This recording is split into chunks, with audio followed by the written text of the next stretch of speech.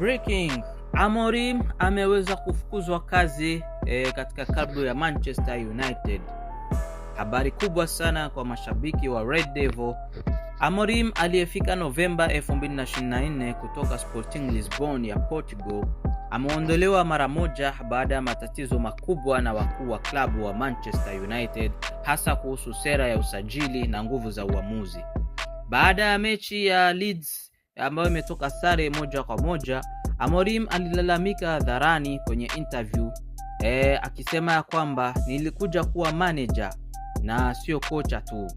Alitaka control zaidi kwenye transfer, lakini klabu haikubali kutoa pesa kubwa Januari hii.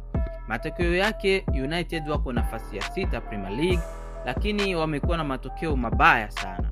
Sasa Darren Fletcher atachukua interim hadi watafute kocha mpya. Je, hii ni mwisho wa matatizo au ni mwanzo wa machafuko zaidi?